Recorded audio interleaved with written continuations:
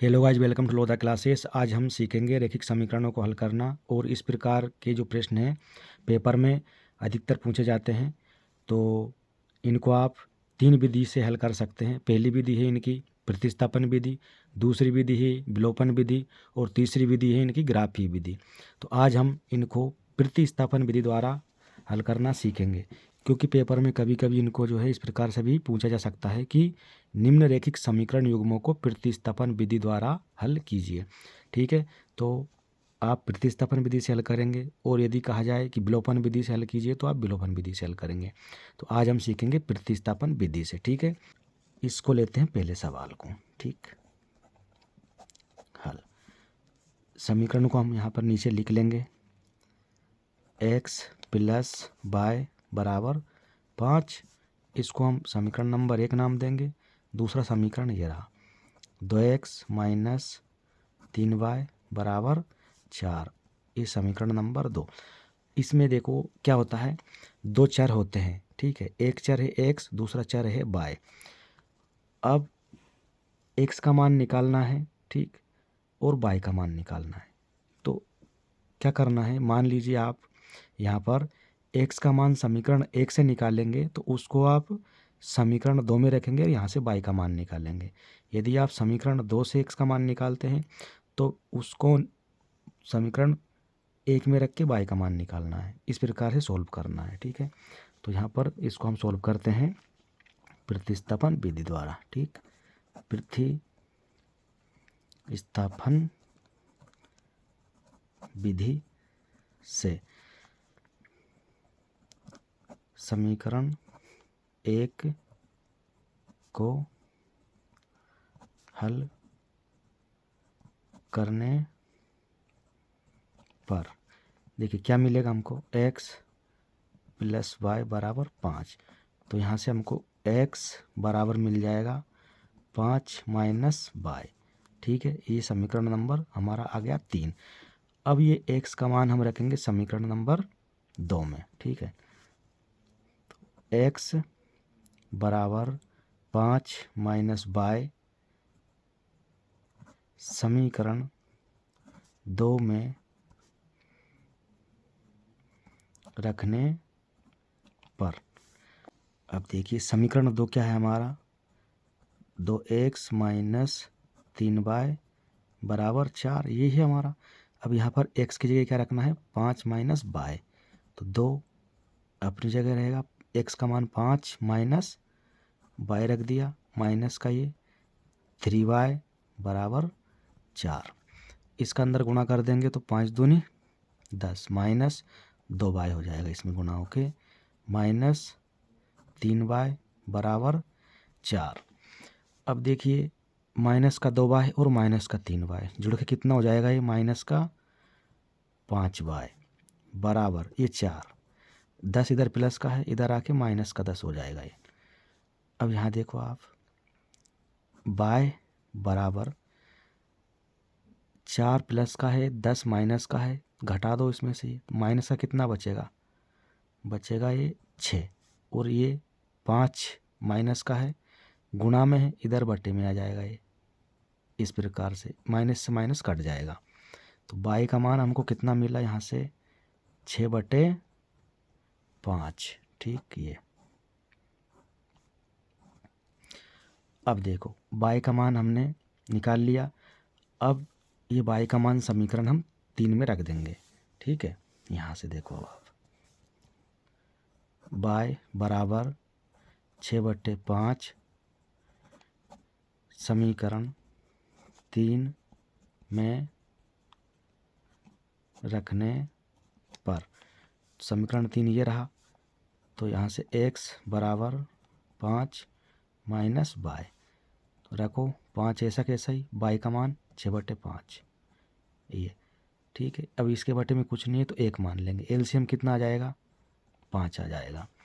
इसका गुणा इसमें हो जाएगा, 25 माइनस 6। ठीक, 25 में से 6 माइनस करेंगे तो कितना बचेगा, 19/5। तो ये आ गया हमारा x का मान भी। तो x बराबर 19/5। ये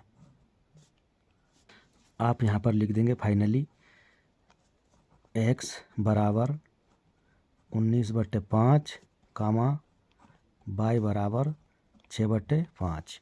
यही आपका क्या है आंसर। अब अगला सवाल देखिए, 3x माइनस 5y माइनस 4 बराबर 0 और 9x बराबर 2y प्लस 7। इसको भी प्रतिस्थापन विधि द्वारा हल करना है। ठीक है, तो करते हैं इसको भी हल। देखिए, पहले इन समीकरणों को हम जमा कर लिख लेंगे। तो इसको हम जमा कर लिखेंगे व्यवस्थित।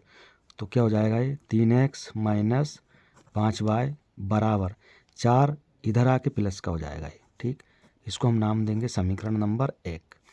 इसको जमाएंगे देखो, तो ये हो जाएगा 9x, 2y बराबर से इधर आएगा तो ये हो जाएगा माइनस का 2y बराबर 7।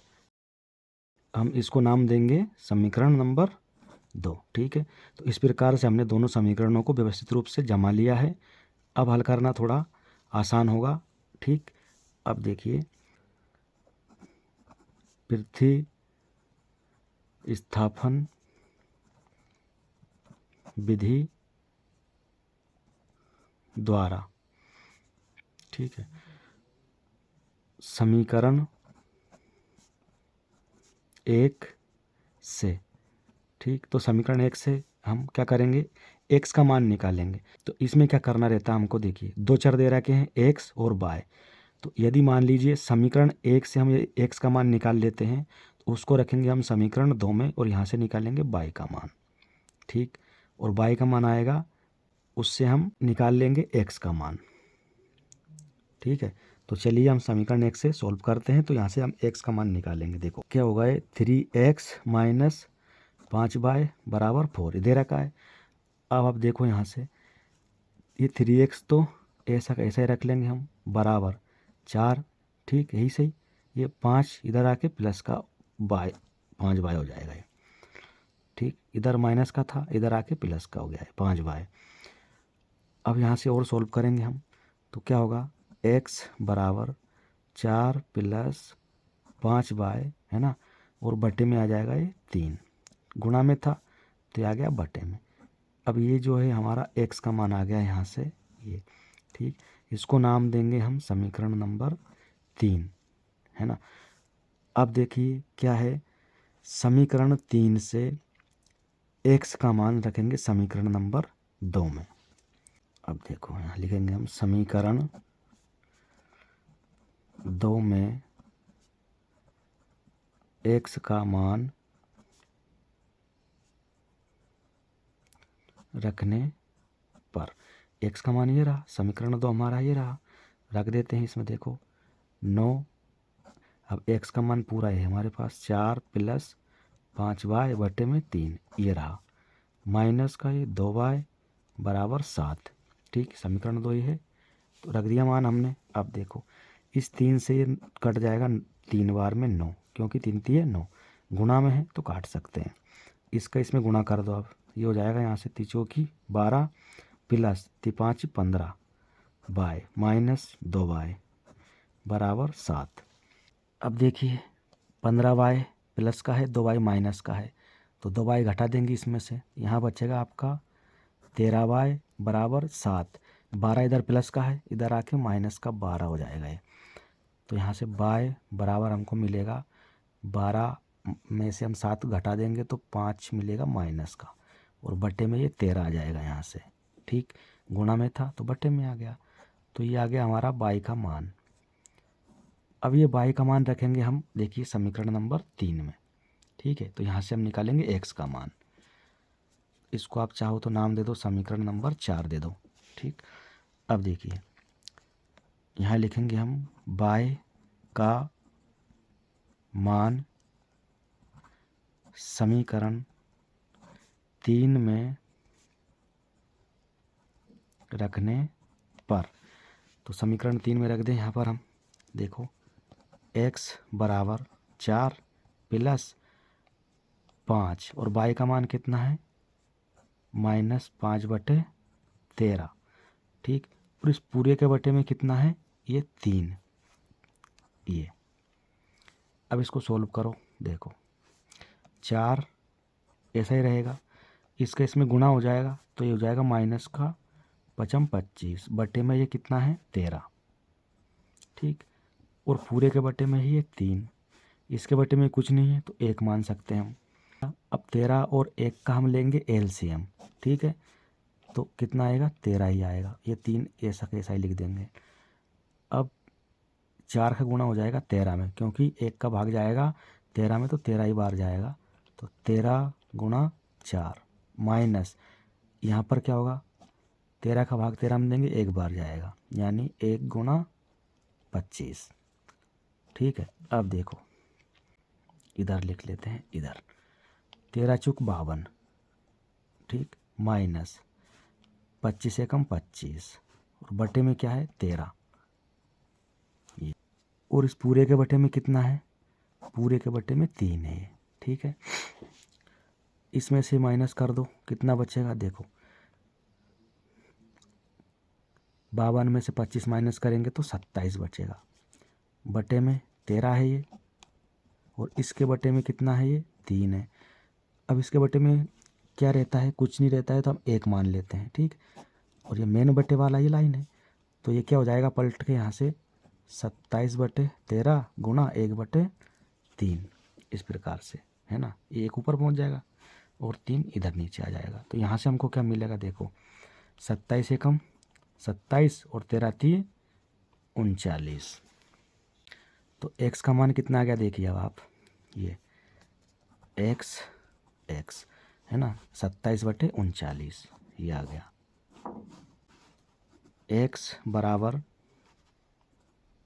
27 बटे 39 y बराबर -5 बटे 13, ठीक है, यही है इसका आंसर। और